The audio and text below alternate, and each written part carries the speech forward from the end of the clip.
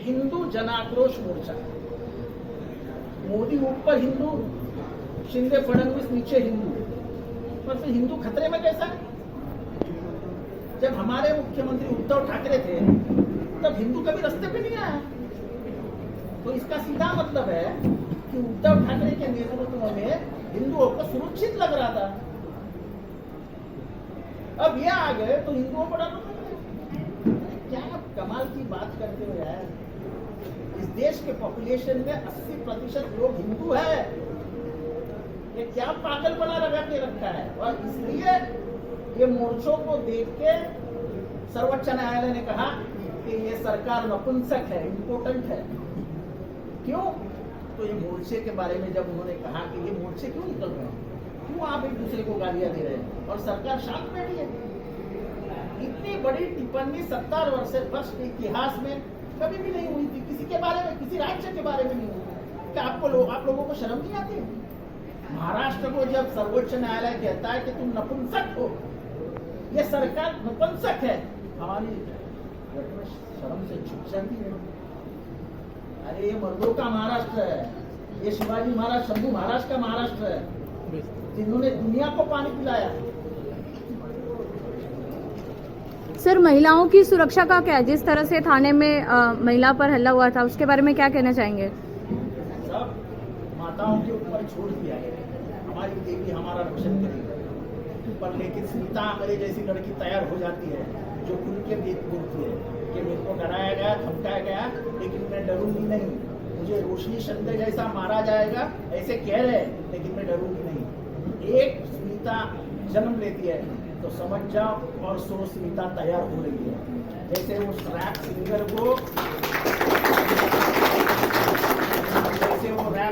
को अरेस्ट किया है, आप देखिए कि पूरा सोशल मीडिया 10 रैपर्स से भर गया।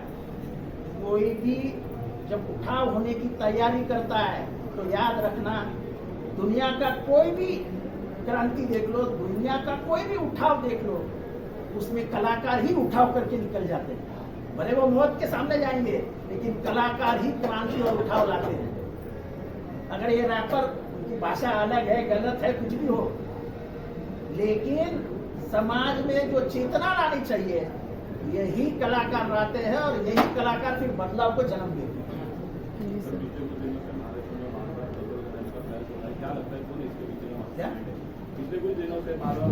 अरे यार, मैंने 10 बार बोल दिया, नहीं, लोकसभा चुनाव को देख के इस तरह से कलकत्ता हो और झारखंड हो, उसके बारे में बोला ना, मराठी में बोला आपने।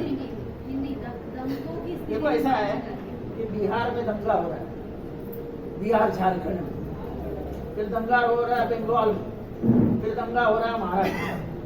अब लोकसभा सीटें देखो, बिहार में है 40, 54, बिहार और झारखंड में 54, उत्तर बंगाल में है 42 और महाराष्ट्र में है 48।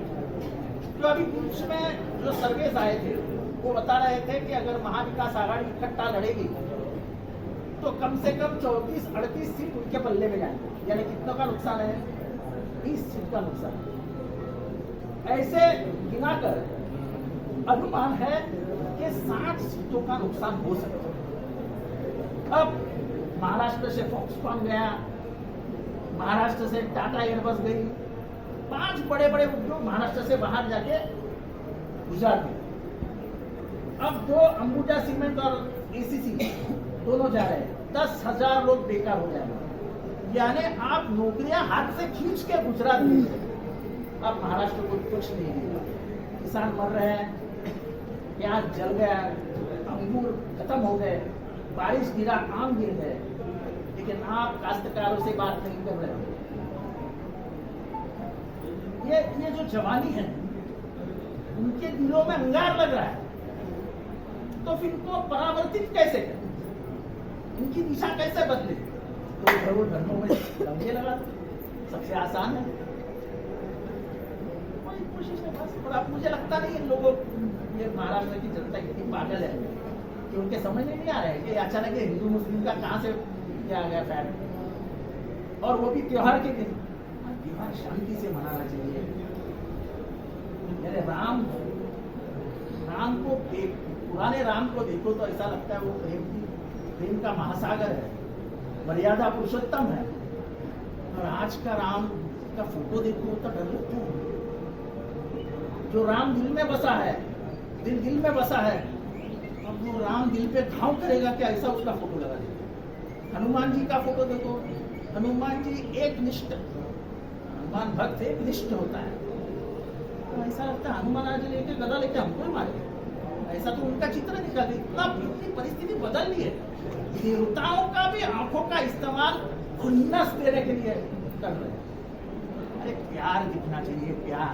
भगवान प्यार सिखाता है, भगवान की भाषा ही प्यार होती है।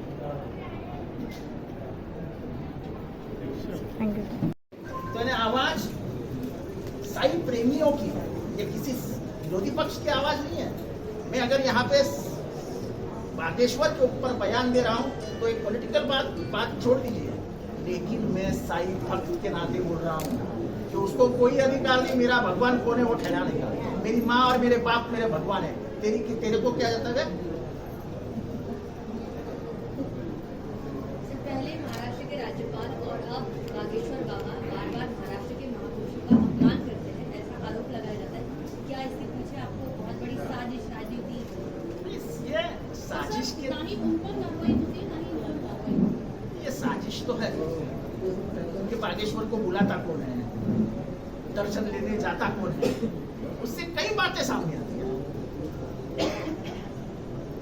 अब मैं जब उसको बुलाता हूं और वो ऐसा बयान करता है तो क्या समाज की क्षमा मांगने का काम तुमने नहीं करना चाहिए? अगर तुमने उसको बुलाया तो तुमको शर्म नहीं लगनी चाहिए कि मैं कौन से आदमी को बुलाया जो इस महाराष्ट्र में जन्म लेके करोड़ों उसके भक्त बन गए।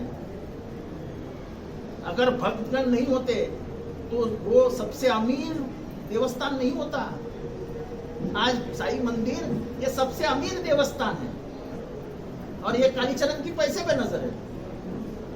क्या बात करने की है? आज उधर जाके सेवालय देखो, उनका खाना देखो, उनको लोग जब जाते हैं दर्शन के लिए उनको रहने की जगह देखो, क्या सुधार किया है ये संतों। आप कभी जाइए शेगांव गजानन महाराज के यहाँ, देखिए क्या सुविधाएं दी है उन्होंने भक्तों के लिए। उस पैसे का इस्तेमाल गांजा और चरस के लिए नहीं होता है। भीमडी में भी बागेश्वर धाम बनने वाला है। कौन से जगह पे बनने वाला है, कौन देने वाला है, वो क्या जमीन थी? ये एक जोशी नाम की हमारी कलेक्टर थी, उसने एक कागजात लिख के रखे हैं जिसके लिए उनकी ट्रांसफर हुई। ये भिवंडी की आधी जगह जो डंपिंग गोडाउन्स है बने हैं, इस पे बने हैं। इसकी जांच जोशी मैडम ने कर रखी थी, लेकिन जोशी मैडम ने बहुत ही अंदर जाने की जब कोशिश की तब उनकी बंदी हो गई।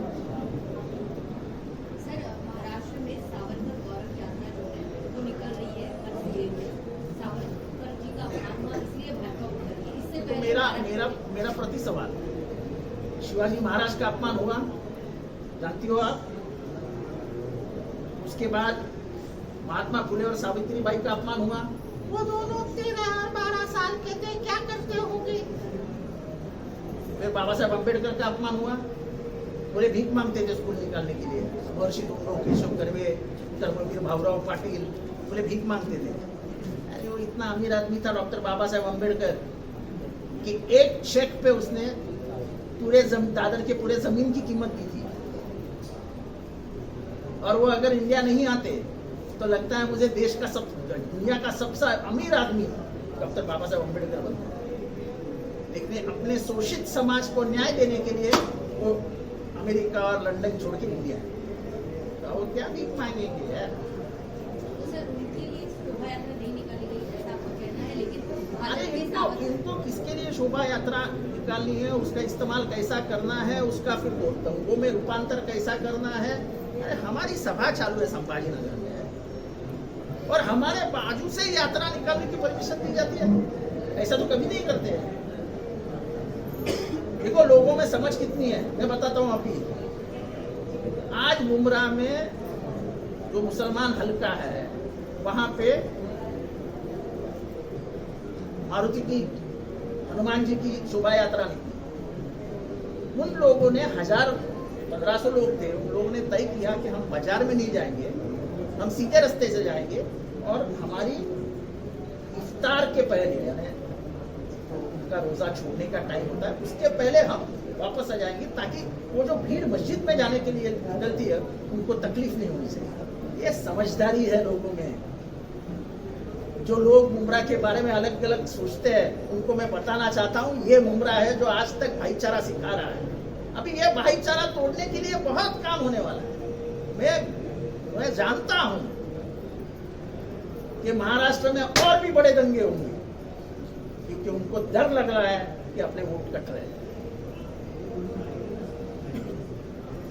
सर लेकिन आपका आरोप है, कभी आपने मोहम्मद सराय ने मोर्चा किया था कि विरोधियों पर ही कार्रवाई की जाती है, सत्ता पक्ष भी। अभी वो स्मिता का जी, स्मिता आंग्रे, क्या उसका लेटर है मेरे पास, मैं आपको दिखाता हूँ। आपको नहीं लगता क्या? उसने लिखा है, मैं गई पुलिस स्टेशन में, बताया, मुझे हकल दिया। ये तो हाईकोर्ट ने सुमोटो देखना चाहिए कि थाना में चालू है क्या।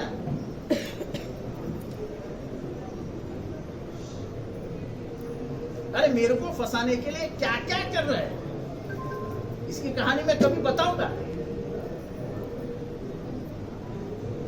लेकिन अपना ये निजी दुश्मन है। राजनीति में कोई किसी का दुश्मन नहीं होता है, होता है अंतर विचारों में। विचारों का अंतर विचारों से लड़ना चाहिए।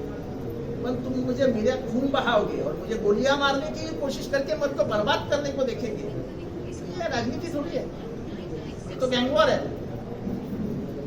हमको ये दाऊद और अरुण गौली नहीं है कि दोनों एक दूसरे के पीछे पड़ गए, इसको ठोक उसको ठोक उसको ठोक, क्या चालू है? आज पुलिस नहीं है, थाना पुलिस स्टेशन में है। मैं जानता हूं मुमरा पुलिस स्टेशन की हालत क्या है, 50% भी स्टाफ नहीं है। लेकिन शिंदे गुट के लोगों को संरक्षण देने के लिए 500 पुलिस निकाले गए, 500 पुलिस। और उससे क्या हुआ?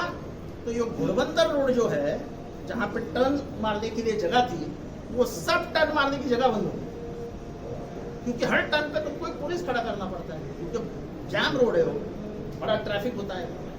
लेकिन इनको पुलिस चाहिए तो पूरा टर्न ही बंद है। अब लोगों को आगे जाके घूम के आना पड़ता है,